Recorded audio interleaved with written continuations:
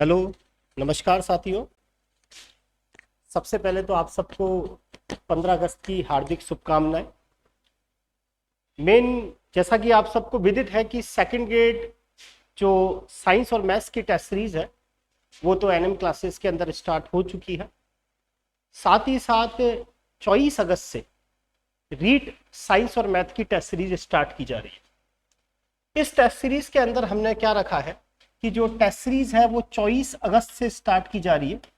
इसके अंदर हमने साइंस और मैथ में जो रीट की मुख्य परीक्षा होगी, रीट की जो मुख्य परीक्षा होगी और उसमें जो साइंस और मैथ का जो सिलेबस दिया गया है उनको 10 पेपर्स में बांट दिया गया है। उनको 10 पेपर के अंदर बांट दिया गया है साइंस और मैथ का, केवल साइंस और मैथ का। देखें, एक बात अपने दिमाग में अच्छे से रख लें, क्योंकि जो आपका एग्जाम्स है वो कर्मचारी चयन बोर्ड लेगा और कर्मचारी चयन बोर्ड में आपके लिए साइंस और मैथ पर पकड़ बहुत जरूरी है, क्योंकि पेपर किसी भी स्तर पर आ सकता है। जीके वाला पेपर कई बार बहुत डीपली आ जाता है, तो आपको एक हिसाब ये भी रखना है कि जो मिनिमम क्राइटेरिया है वो आपका आना ही चाहिए। उसके लिए आपको साइंस और मैथ्स जो 120 अंक की होगी, जिसके 60 क्वेश्चंस आएंगे, वो बहुत इंपॉर्टेंट रहेगी। 24 अगस्त से रीट की मुख्य परीक्षा का जो टेस्ट शेड्यूल है वो चालू होगा, जो आपको ऑफलाइन अवेलेबल होगा और साथ ही साथ आपको ऐप पर भी अवेलेबल होगा। इसके अंदर हमने क्या किया है, जो आपका शेड्यूल साइंस और मैथ का दिया है उनको 10 पेपर में बांट दिया है पहले, और उसके बाद 5 पेपर ऐसे हैं जो मेजर फॉर्म में होंगे। जो हमने पढ़ा है उसको पूरा की पूरा 5 पेपर्स में उसको बांट दिया जाएगा। एक बात अपने थोड़ा सा ध्यान रखें, लिखने को तो 9th और 10th का सिलेबस है, लेकिन कहो तो वो 11th 12th में भी जा सकता है। जैसे मान लीजिए उन्होंने आपसे कहा एसिड, बेस, सॉल्ट और पीएच। अब वो डिपेंड करता है कि वो पीएच किस स्तर पर ले जाए। जैसे 10th है, अब 10th के अंदर तो ज्यादातर साधारण रूप से पीएच, मान लीजिए कोई मधुमक्खी आपको काट लेती है तो आप क्या करेंगे, इस तरह के क्वेश्चन है। लेकिन जहां आपका स्टैंडर्ड 11th 12th लेवल पर है तो हो सकता है इन टॉपिक्स को वो 11th 12th लेवल तक भी चला जाए। जैसे एसिड बेस के अंदर हो सकता है वो आपसे एसिड्स क्या है, बेस क्या है, इनकी अलग अलग तरह की धारणाएं पूछ ले।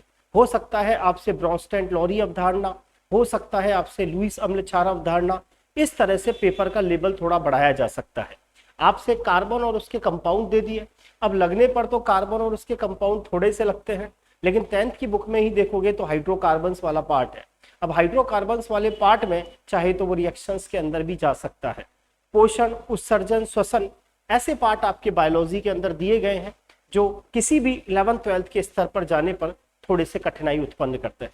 खैर, जो भी है, जिन स्टूडेंट्स की तैयारी अच्छी है, जिन स्टूडेंट्स को लगता है कि हमें किसी तरह की कोई आवश्यकता नहीं है, सिर्फ एक रेगुलरिटी के लिए टेस्ट सीरीज की जरूरत है, तो 24 अगस्त से टेस्ट सीरीज स्टार्ट हो रही है, जिसके अंदर 10 पेपर होंगे, केवल साइंस और मैथ के क्वेश्चंस होंगे, हर टॉपिक बाय टॉपिक होगा।